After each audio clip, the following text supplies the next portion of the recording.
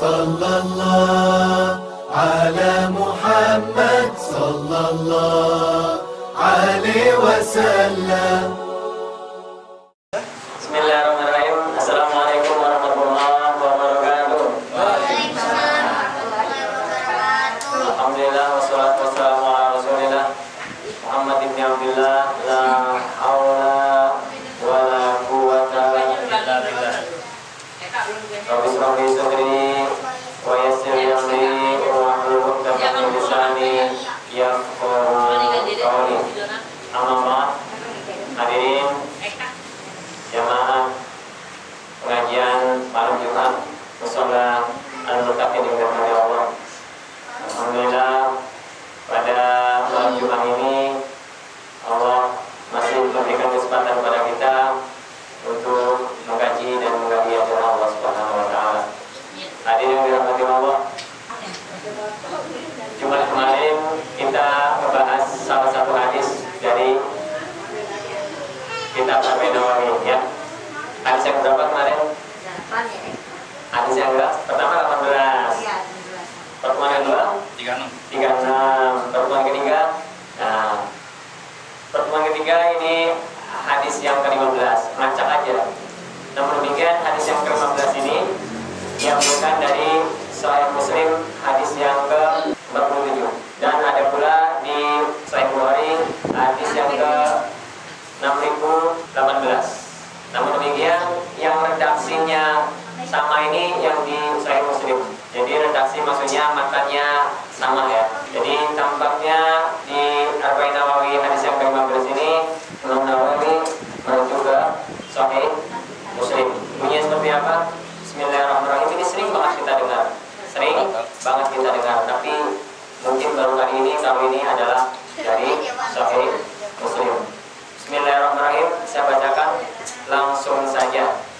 An Abi Hurairah radhiyallahu anhu qala Rasulullah man kana yu'minu billahi wal yaumil akhir. Sering banget dengar, ya?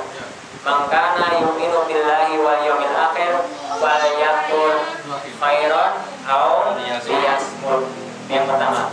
Yang kedua, wa man kana yu'minu billahi wal yaumil akhir fal yukrim jarah dulu. Kemudian yang berikutnya adalah mengkana yu'minu billahi wal yawmil akhir fal yukrim dzaufa. Jadi 3 poin besar ini ada di dalam hadis yang ke-15. Barang siapa yang beriman, yu'minu billah, beriman pada Allah Subhanahu wa taala. Maksudnya imannya sempurna, yang dimaksud.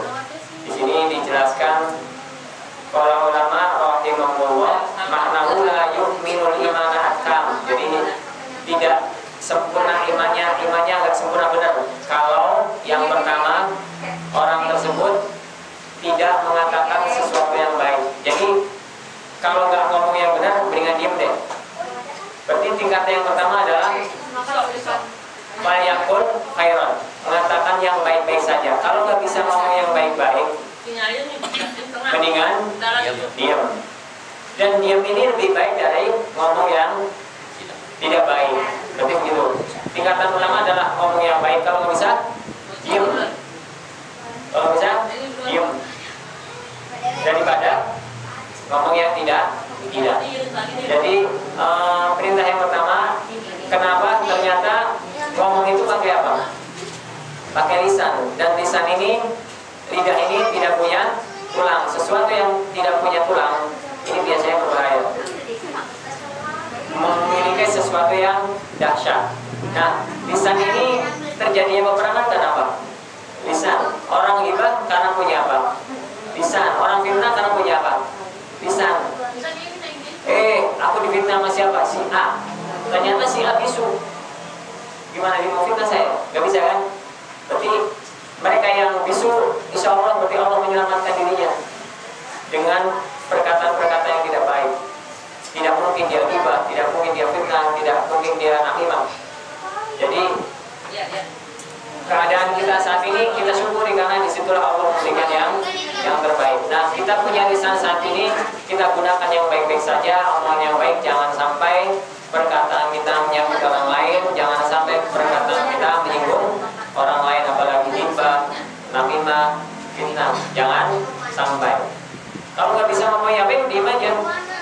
Kalau tidak bisa menyampaikan yang baik, diam saja. Ustaz, besok ceramah. Minggu besok ceramah. Oh bisa, ya udah kalau itu duduk diam manis dengarkan. Gitu kan. Emang bukan nggak bisa ngomong yang baik, tapi nggak bisa ngomong. Kalau nggak bisa lebih baik diam daripada ngomong yang tidak. Jadi tingkatan yang paling tinggi adalah berkata yang baik. Hadirin yang dirahmati Allah. Hadis yang kedua, wa man kana yu'minu billahi wal yawmil akhir fala yukrim jarahu. Jadi permintaan kedua atau pesan yang kedua atau saran yang kedua dari Rasulullah SAW, muliakanlah tetanggamu, siapapun dia, muslim ataupun tidak, masih saudara ataupun tidak, orang Sunda atau orang Jawa, semua di situ kita harus memuliakan. Bentuk kemuliaan kita beda-beda. Bagi si A yang punya kekayaan, memuliakannya dengan apa? Dengan hartanya, sering ngasih makanan misalkan, sering minjemin mobil misalkan, dan sebagainya, itu memuliakan. Tetapi bagi yang tidak punya apa-apa, memuliakannya ya pulang bisa nyeminat, pulang tolong, itu memuliakan. Jadi apapun yang bisa kita lakukan sehingga tetangga kita senang, nah itu memuliakan. Ya. Aduh, saya kalau pinjam uang kok saya senang ya. Dia pinjam uang, orang yang pinjemin biasanya senang. Kenapa? Oh, dia masih nganggap saya, ya. Tapi ketika ada orang kaya, orang tidak mau pinjam, berarti ada sesuatu nih orang kaya ini. Bisa jadi dia pelit, bisa jadi ya kan. Makanya ketika orang datang pinjam uang, ya dengan senang hati. Tapi pastikan yang kemarin ya, pastikan penjelasannya pinjam uang kasih balikin. Kalau nggak balikin, yang pinjemin ya harus menjelaskan. Resikonya seperti itu. Ada yang dirahmati Allah. Yang ketiga apa? Maka yu'minu billahi wal yawmil akhir fal yukrim dhaifa. Barang siapa yang beriman kepada Allah dan hari akhir, maka hendaklah dia memuliakan tamunya. Dan ternyata ada penjelasan, ada seorang sahabat, saya kalau tidak salah pernah bercerita, entah di pengajian itu bukan. Ada seorang ibu rumah tangga, ada seorang ibu-ibu datang ke Rasulullah SAW. Ngapain? Ngadu sama Rasulullah. Ya Rasulullah, saya itu capek. Kenapa capek? Setiap hari itu suami saya ada aja tamu datang. Dan ketika tamu datang, aku harus melayaninya. Capek tiap hari begitu. Kopi sampai habis persediaan kopi yang biasa saya cek udah habis. Kopi kaplapi habis. Susu habis. Kenapa? Tiap hari ada datang. Kopi mie, hanya habis pak, stop pak. Nah, tapi memang kewajiban. Dan ternyata curhatan Rasulullah, curhatan tersebut Rasulullah respect. Dia tidak berkata apa-apa, cuma berpesan kalau dirinya akan hadir ke rumahnya. Dan apa yang terjadi? Singkat cerita saja. Ketika setelah bertamu, Rasulullah akan pergi. Ketika akan pergi, Rasulullah berpesan kepada suami dari perempuan tersebut, bilangin nanti kalau pas saya keluar, tolong dilihatin saya keluarnya. Ini hadir. Dan ternyata apa yang terjadi? Ketika Rasulullah SAW keluar, itu kelabang, itu hewan-hewan yang mematikan keluar dari rumahnya, ditampakkan seperti itu. Setelah keluar, Rasulullah mengatakan kepada keluarga tersebut, rumah tersebut, apa yang kau lihat? Aku melihat binatang ini, binatang itu keluar dari rumahku. Nah, disitulah ketika ada orang tamu datang ke rumah kita, disitulah ketika dia pergi, dia membawa penyakit yang ada dalam rumahnya. Penyakit apapun ikut keluar bersamanya. Bukan berarti ngikut yang bertamu, bukan, tetapi Allah mengeluarkan penyakit. Jadi biasanya orang-orang yang didatangin tamu, sering datangin tamu, dia lebih sering sakitnya dibandingkan orang yang tidak ramai didatengin. Kiai jarang sakitnya. Terus siapa lagi yang sering didatengin? Dukun-dukun bahkan sering datengin orang, jarang penyakitnya.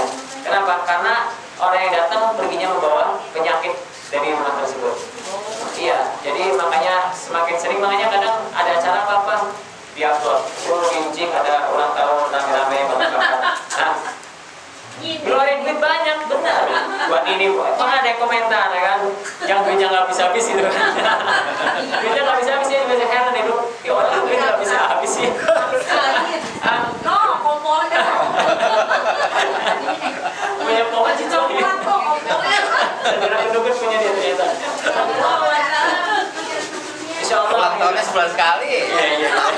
Baju biru sponsor. Iya iya. Jadi ketika orang datang ke rumah kita muliakan. Kenapa? Karena kedatangannya akan membawa penyakit keluar dari rumah kita. Makanya kita harus khawatir kalau rumah kita nggak pernah didatangi tamu. Kalau nggak pernah datang, main rumah yuk, ngopi-ngopi di rumah. Sampai rumah pengen kopi. Ada rokok bareng, ada makanan keluarnya, kalau nggak ada ya udah maaf. Memang sampai segitu kemampuan untuk menghormatinya. Yang penting diajak ngobrol ya kan senang orang. Jadi memuliakan banyak macamnya, banyak caranya. Kalau di kita mah ngopi-ngopi mah kudu kayaknya ya.